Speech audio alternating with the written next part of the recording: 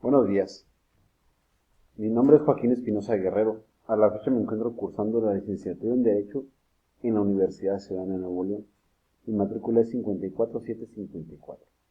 El presente video es para explicar un poco lo que he aprendido en la materia de teoría de obligaciones. Entonces empecemos. La materia de teoría de obligaciones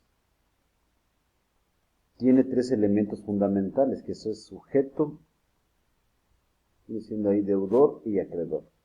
El objeto es real o personal y la relación jurídica. Una obligación es un vínculo que existe entre una persona llamada deudor y una persona llamada acreedor, que tienen por objeto un fin de dar, hacer o no hacer.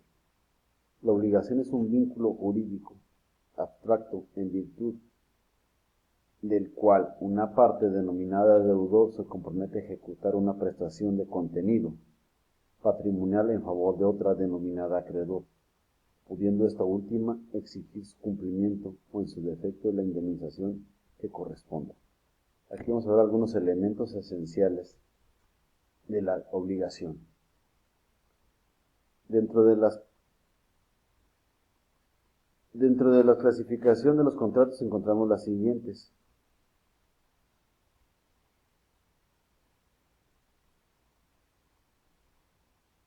Estos son algunos elementos esenciales: sujeto, objeto, acreedor, deudor, contrato, ley, causa, actos ilícitos. Son algunos conceptos nada más. Estos son los contratos y sus clasificaciones. Dentro de la clasificación de los contratos tenemos los siguientes: contratos transmitorios de dominio o propiedad, compraventa, permuta, donación, mutuo. Contratos preparatorios, la promesa. Contratos transmitorios de uso, arrendamiento comodato. Contratos que implican la transmisión de un servicio, mandato, depósito, prestación de servicios profesionales de obra a precio enlazado, transporte, hospedaje. Contratos de garantía, fianzas, prendas, hipoteca. Contratos que controversian transacción, contratos mercantiles, comisión, depósitos mutuos, suministro, seguro, contratos bursátiles, asociaciones en participaciones, franquicias, arrendamientos financieros. ¿Qué es la voluntad del acto jurídico? La declaración de voluntad es un concepto del derecho civil. Para que nuestros actos produzcan efectos jurídicos es necesario manifestar nuestra voluntad de llevar a cabo la declaración de voluntad.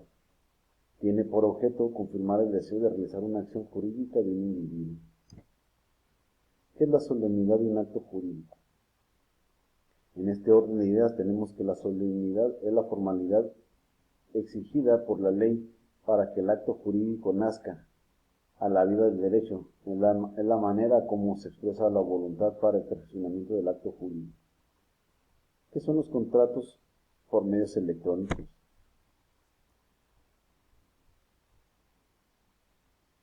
Contrato electrónico es aquel que se realiza mediante la utilización de algún elemento electrónico cuando éste lo tiene o puede tener una incidencia real y directa sobre la formación de la voluntad o el desarrollo interpretado futuro de acuerdo al acuerdo. ¿Qué tipos de contratos electrónicos existen? Contrato electrónico directo se sujeta por medio de la compra de productos en contratos adquiridos, pagados y entregados por medio de compras en línea. Entra el Mercado Libre ahí y todas esas. Amazon. Contrato electrónico indirecto. En este contrato la entrega el producto o servicio se debe realizar en forma física. Los actos jurídicos se constituyen por elementos de validez, consentimiento, objeto, motivo o fin y forma. El artículo 1593 del Código Civil del Estado. En consecuencia, los actos jurídicos pueden tener una existencia perfecta. Por consiguiente, los elementos de validez. Los elementos de validez son los contratos. Son capacidades legales de las partes contratantes, ausencia de los vicios de consentimiento, licitud en el objeto, motivo o fin. Los efectos del acto jurídico Hemos dicho que los actos y los hechos jurídicos, una vez que se realizan, producen efectos de derechos. Pues bien, tales efectos en unos y otros no son más que la creación, modificación, transmisión y extinción de obligaciones. ¿Qué es la declaración de voluntad? Para Gert Allinson y Calera, la declaración de voluntad expresa es aquella que se lleva a cabo utilizando modos que por su naturaleza individual y que se deriva del consenso social está destinado a manifestar una determinada voluntad. ¿Cuál es el origen de la Declaración Universal de Voluntad? Es la fuente de obligación. Esta fuente de obligación se basa esencialmente en que origina por la sola voluntad del deber y se encuentra regulada en los artículos de 1719 a 1739 del Código Civil del Estado, y reglamenta 4 formas de declaración unilateral de voluntad, como son la de la oferta al público. Esta fuente por la cual la manifestación de voluntad de un sujeto genera una obligación para él, sin necesidad de la voluntad de un acreedor. La transmisión de derechos. La transmisión de derechos cuando una persona sucede a otra titular del mismo. El acreedor o deudor ha cambiado, pero el derecho es el mismo. Permanecen idénticos. Esa transmisión puede ocurrir por actos entre vivos o por muerte del titular del derecho o obligación. ¿Cómo se da la transmisión de derechos? La transmisión de derechos puede ocurrir por vías. Una, transmisión por causa de la muerte cuando sucede por cualquier otro derecho de propiedad. La muerte del autor de sus derechos se transmiten a sus herederos legatarios. ¿Cuál es la transmisión del crédito? La transferencia del crédito significa que el derecho pasa del activo del cedente del activo del cesionario. La definición se aplica igualmente a las cesiones con fines de garantías. La transferencia del activo cedente al activo del cesionario se hace dejando a salvo los derechos de terceros. ¿Qué es la sustitución del deudor? Este trámite le permitirá realizar el traspaso de los derechos y obligaciones de su crédito hipotecario a una tercera persona, que desee adquirir la propiedad. ¿Cuándo se da la subrogación? Acto por el que una persona sustituye a otra los derechos y obligaciones de principios de relación jurídica. La subrogación se verifica por ministro de ley y sin necesidad de declaración alguna de los interesados, cuando el que paga tiene interés jurídico en el cumplimiento de las obligaciones, es decir, cuando paga alcanza un beneficio o se evita un perjuicio. ¿Qué es la cesión de derechos y deudas? Para ceder un crédito se utiliza la cesión de derechos y la subrogación, mientras que para transmitir una deuda se usa la cesión de deuda. La cesión de derechos implica que la relación jurídica es la misma, cambiando únicamente aquel que los posee y podrá ejercer. La cesión de una deuda, también llamada por la doctrina cesión de deudas, es el contrato individual en el cual un deudor es sustituido por otro y la obligación sigue siendo la misma.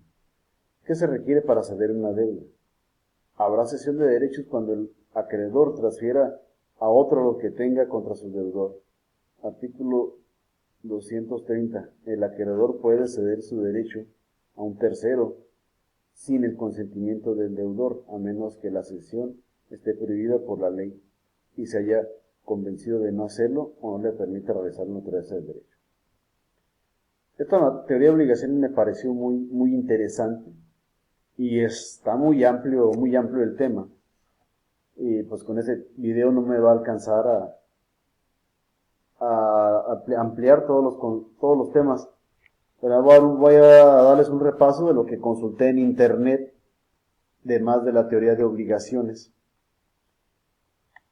Entonces, en teoría de obligaciones, tenemos la planeación del crédito.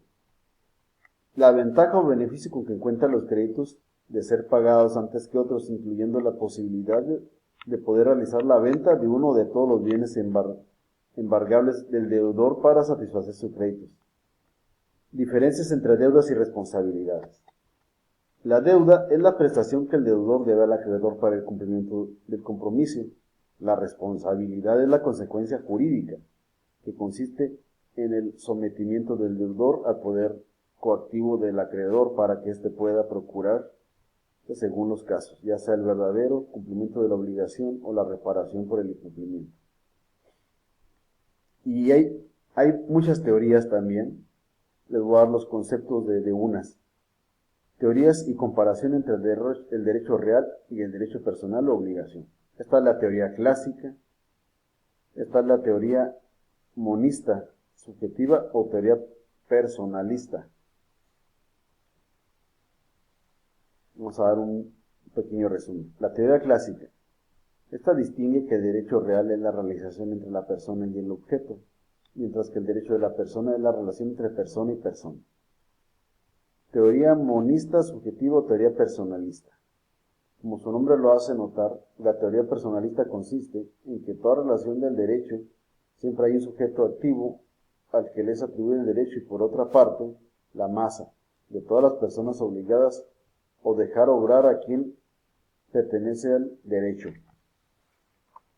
Derechos reales y personales según Juan Iglesias. Están los derechos reales. Sujetos. Los sujetos son sujeto activo, es el acreedor, o sea, aquella persona que tiene la facultad de exigir el cumplimiento. El acreedor tiene un derecho personal que se encuentra en el activo de su patrimonio. Sujeto pasivo es el deudor o aquella persona que tiene la carga de cumplir prestaciones convenidas. Para el deudor exista un deber jurídico, deuda, que se encuentra en el pasivo de su patrimonio. Objeto de la prestación. El objeto de la obligación puede consistir en dar una cosa, a hacer o sea ejecutar una determinada conducta, de no hacer o hacerse abstener de conducta. Esto es un poco de la materia. Les repito, es muy amplia y con un video no bastaría. Pero espero que esto que haya aprendido hasta ahorita me sirva para desempeñarme con profesionalismo, eficacia y honradez en mi ámbito laboral y en mi vida cotidiana al momento de llevar a cabo alguna decisión para no perjudicar a terceros. Muchas gracias. Espero aprender mucho de la materia.